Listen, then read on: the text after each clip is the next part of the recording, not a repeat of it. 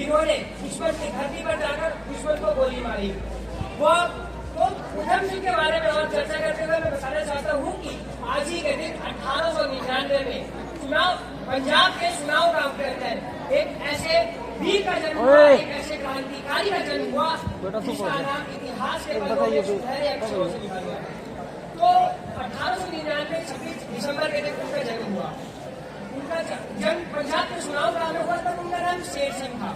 1902 के अंदर उनकी माँ का साया उनके सिर से हट गया। उनके पिता उनके बड़े भाई को लेकर अमृतसर चले गए। कुछ दिनों बाद उनके पिता की अब वह और उनके दोनों भाई एक अनाथालय में रहने लगे। कुछ समय बाद उनके बड़े भाई की भी मृत्यु हो गई। उधम सिंह इतने कष्ट में बचपन के साथ भी उन्होंने एक क्रांतिकारी होने का सपना देखा था। तो आगे चलकर वो ब्रिटिश इंडिया आर्मी के अंदर शामिल हो गए। उन्होंने वर्ल्ड वॉर फर्स्ट के अंदर भी अपना योगदान दिया। उनसे वादा किया गया था कि अगर आप उसके अंदर योगदान देंगे तो आपको कुछ पैसे और रहने को जमीन मिलेगी। जब वर्ल्ड वॉर खत्म होने के पश्चात भारत दोबारा आए तो उनसे वादा खिलाफी की गई और उसके पश्चात 1919 को रॉलेट एक्ट लगाया गया, जिसके तहत अनेक क्रांतिकारियों को गिरफ्तार कर लिया गया था। जिसके प्रदर्शन के लिए पंजाब के जलियांवाला बाग के अंदर एक प्रदर्शन होना था। अब उधम सिंह को से संबंधित दो कहानियां सामने आती है।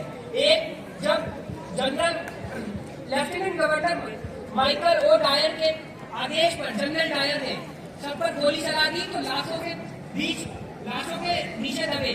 उधम सिंह जब सुबह उठते हैं उन्होंने खून से सनी मिट्टी को अपने माथे पर लगाया और ये संकल्प लिया कि वह जनरल डायर को मारेंगे।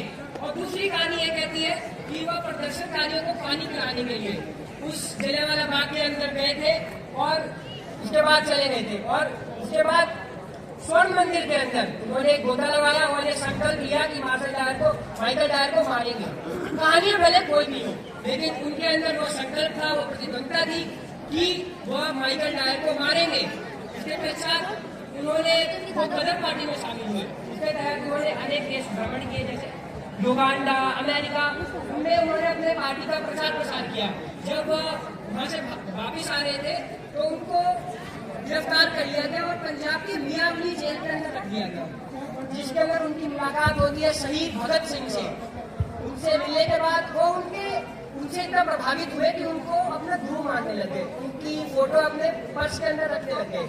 उनके आदेशों के चलते उनसे प्रभावित होते हुए वो भारत के अंदर गदर पार्टी का नेतृत्व करने लगे।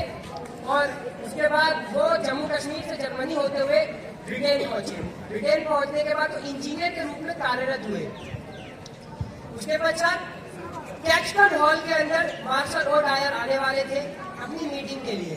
उन्होंने किताब के अंदर अपनी पिस्टल छुपाई हुई थी और जब वो अंदर जाते हैं मीटिंग के दौरान खड़े होकर 2 गोलियां मार्शल ओ डायर को मारते हैं और अपना संकल्प पूरा करते हैं।